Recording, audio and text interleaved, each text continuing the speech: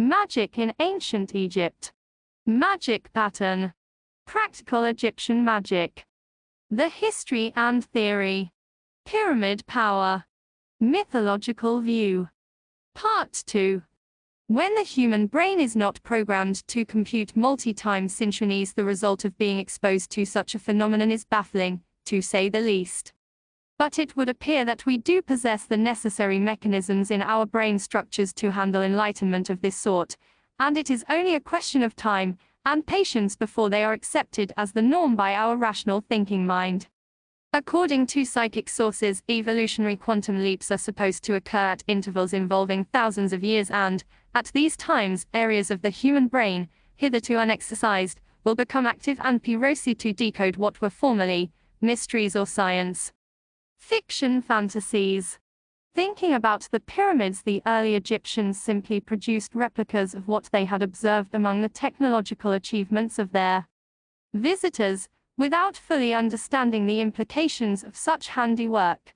History tells us that the main pyramids were originally coated with an outer substance, possibly marble, and furnished with metal-covered cones or capstones. Their angle in relation to the Earth's axis and the solar path is also worth studying in themselves, and there is already plenty of this type of research literature about. But as space and time are irrelevant to occult and magical development, then the question should be rephrased to inquire whether she is familiar with the initiatory rites of the pyramids, the answer to which would be in the affirmative.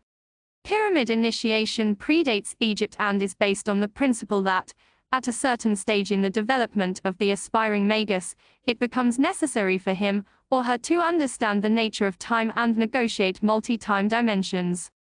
In other words, one gets one's ticket to the universe, take it or leave it. Tradition has it that when the initiates were placed in the pyramid and sealed in for 3 days and 3 nights, if they emerged sane, they were not worthy of the mantle of the true priesthood. But, if they failed, they were either dead when the seals were broken or brought forth as mental vegetables. The initiation of the pyramid can be undertaken in the etheric state, that is, on projection, and the first picture, usually encountered, is of the original structures from which the existing edifices were copied. These had metal cones containing time projector mechanisms, the coordinates of which were astronomically aligned to specific stellar points. Of course, the spirit does not rely upon the encumbrances of technological paraphernalia to aid it in its flight out into the universe, as this can be achieved by pure mind. But, at some time in the distant past, it would seem that there were actual physical journeys undertaken by a people who could negotiate the space-time field, using a state of temporary time suspension as a kick-off. Much of initiation is involved with learning how to cope with new states of awareness, or altered states of consciousness, and balancing acquired knowledge against the order and rationale of everyday human existence within a single linear time dimension.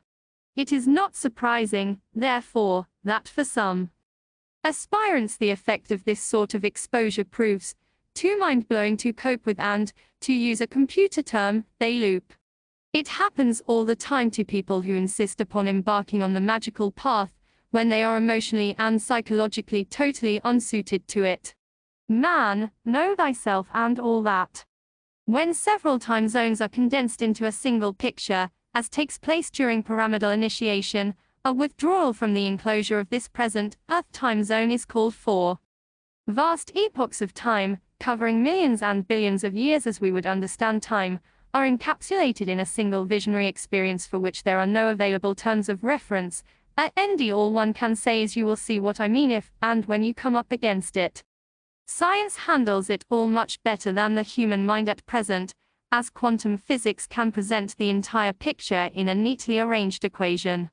Using one's creative imagination to relate pictorially to a mathematical equation can be mind-blowing for some people, but for the initiate who has emerged from the pyramidal journey, there would be no problems. We, the human species, are to evolve in a balanced way. It is important that our technological achievements do not outstrip the rate of our mental and spiritual growth. In other words, we must spiritually understand what is being fed to us at the material level and, If we do not, that gap will become a void and produce psychological alienations on a scale envisaged by many a science fiction writer. So, as our dear white-coated friends slowly unravel the secrets of the mechanical and now unseen universe, it is the task of the time-traveled souls among us to keep mental pace and act as spiritual translators for those younger souls who might find the crumbling of their religious edifices too much to take. There have been many suggestions received from psychic sources regarding both the pyramids and the Sphinx. One of the most popular is concerned with the climate in Egypt at the time when these structures were raised. In Tehi's earliest recension of the Book of the Dead, there are comments to the effect that the land we now see as hot, desert-like, and watered by the Nile was not always that way. Much of the Sahara was a sea in time long gone, and the Sphinx is reputed to have been erected during a period of high vegetation and verdant landscapes. One legend even has it that it stands on a pillar and that there is a hidden chamber, or temple, somewhere far beneath. During a movement in the Earth's axis, the climate altered drastically and the sands covered the base.